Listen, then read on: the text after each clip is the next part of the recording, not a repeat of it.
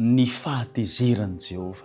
Lohahevitra manandanja irahantsika mandinika amin'ity anio ity, anasako anao ampanajana hiaraka amin'ny mandinika izany isika.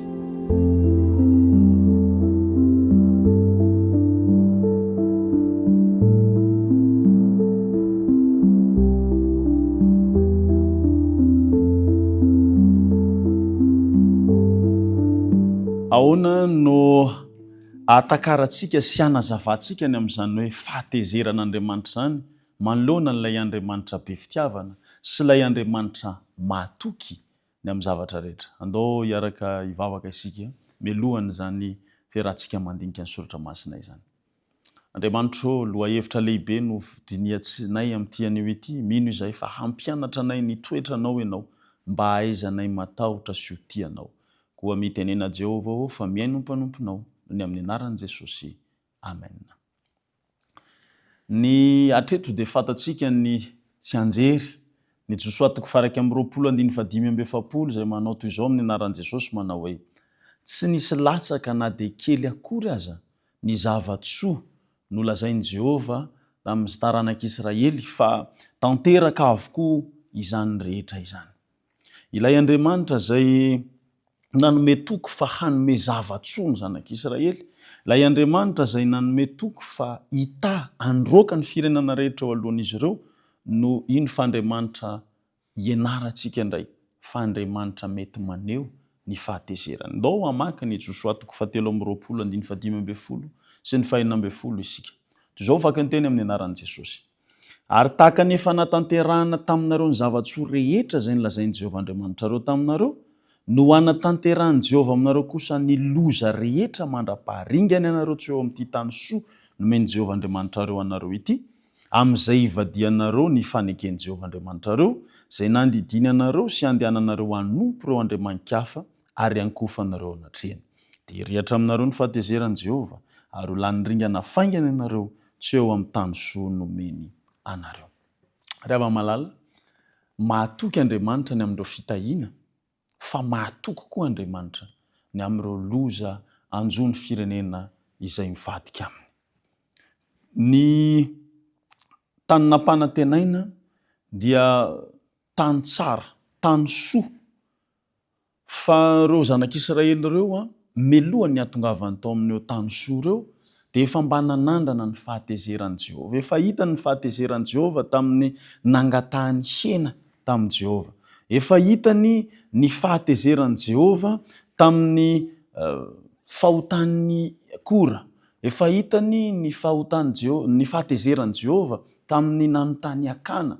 Efa hitany zanak'Israely ireo fahatezerany Jehova ireo fa raha vao miala amin'ny fanomponan'i Jehova dia miseho ilay fahatezerany Jehova, na dia Andriamanitra fitiavana, na dia Andriamanitra be famindram-po, na dia Andriamanitra manam-paharetana sy vonona mela heloko aza Andriamanitra, dia mahatoky izy fa rehefa niteny fa hisy loza zay anjony anao rehefa tsy mankatoa azy sy manohitra ny sitrapony ianao, dia ho tanterahan'i Jehova izany rehetra izany. Ry malala, tsy hoe nandray anjara tamin'ireo ady masina izay nandresena ireo Kananita sy ireo firenena manodidina ny zanak'Israely dia niteraka fahamasinana ho azy izany. Tsy hoe nandresy ireo firenena jentilisa ny zanak'Israely dia sady nataon'Andriamanitra fitaovana teo am-pelantanany dia hoe lasa marina eo anatrehan'Andriamanitra ary tsy mety diso, fa Andriamanitra dia mitsara mandrakariva ireo zanak'Israely ny amin'ny fitondrantenany andavanandro. Izany hoe ny fiainanao tsara tamin'ny lasa dia tsy antoka ny fiainanao tsara ho amin'ny ho avy, hoe efa mba nanao zavatra tsara teo aloha dia ao aoriana ve tsy mba hifandanjalanja amin'ilay zavatra tsara vitako ny zavatra ratsy atao aoriana. Ry malala, ny fiarahana amin'Andriamanitra dia safidy ny hanao ny tsara mandrakariva. Fa raha mivadika amin'Andriamanitra ianao ka manao zavatra tsy mety dia manatanteraka ireo loza sy ireo izay antonony ho an'ny olona anankiray izay manohitra azy Andriamanitra. Andriamanitra no mpitsara izao rehetra izao, ary Andriamanitra dia mpitsara marina, mpitsara tsy mitanila, mpitsara tsy manavakavaka.